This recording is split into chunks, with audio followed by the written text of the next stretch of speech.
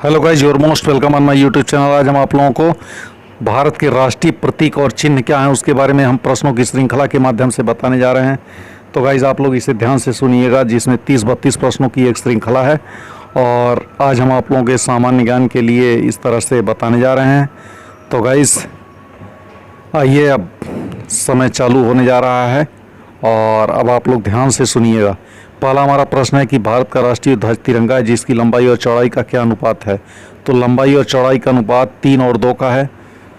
दूसरा प्रश्न हमारा, तिरंगा के बीच में एक चक्र है जिसका रंग नीला है और उसमें कितनी तीलियां होती हैं। तो तिरंगा के बीच में जो चक्र होता है जिसका नीला रंग होता है उसमें 24 तीलियां होती हैं। राष्ट्रीय ध्वज के निर्माता कौन थे। राष्ट्रीय ध्वज के निर्माता पिंगली वेंकैया थे। ध्वज का प्रारूप संविधान निर्मात्री सभा द्वारा कब अपनाया गया। ध्वज का प्रारूप संविधान निर्मात्री सभा द्वारा 22 जुलाई सन 1947 को अपनाया गया। आम लोक सम्मान तिरंगा फहराने की अनुमति कब से दी गई है। तो आम लोगों को ससम्मान तिरंगा फहराने की अनुमति 26 जनवरी 2002 से दी गई है।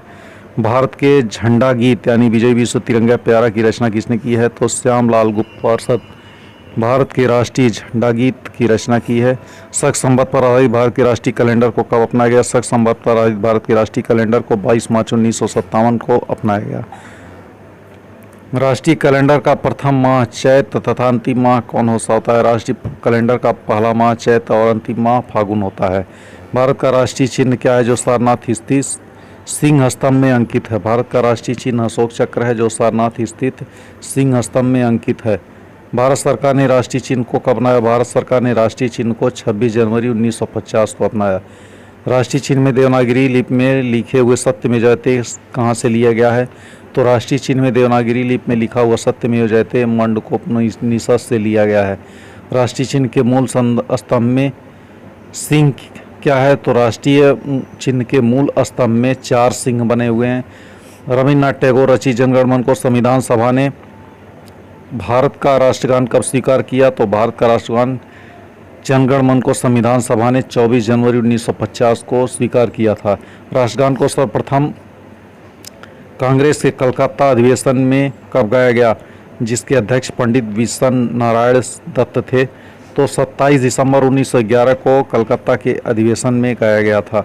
राष्ट्रगान को किसने सर्वप्रथम जनवरी 1912 में तत्वबोधिनी पत्रिका में भारत भाग्य विधाता शीर्षक से प्रकाशित किया था। रविन्द्रनाथ टैगोर ने सर्वप्रथम जनवरी 1912 में तत्वबोधिनी पत्रिका में भारत भाग्य विधाता शीर्षक से प्रकाशित किया था। राष्ट्रगान गाने में कितने सेकंड लगते हैं। राष्ट्रगान गाने में 52 सेकंड लगते हैं।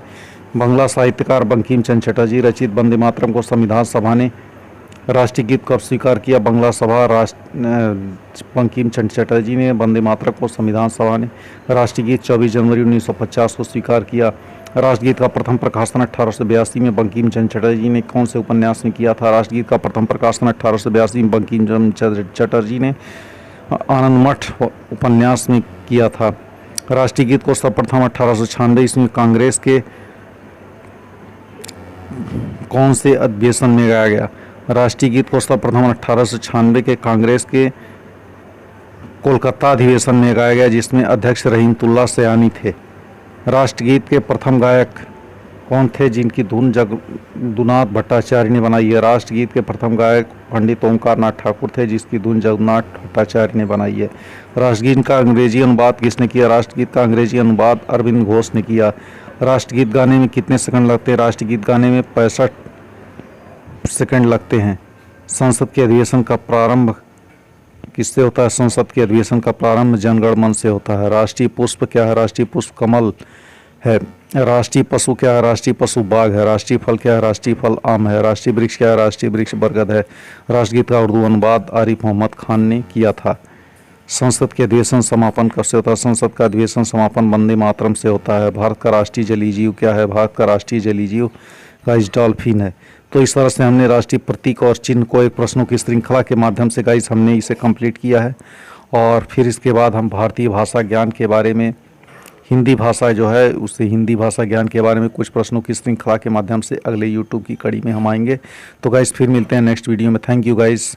इसे आप लोग ध्यान से देखते रहिए और हमारे बेल आइकन की घंटी को जरूर दबाइए, जिससे कि आने वाले समय में टाइम टू टाइम नोटिफिकेशन आपको मिलता रहे। Thank you guys. फिर मिलते हैं नेक्स्ट वीडियो।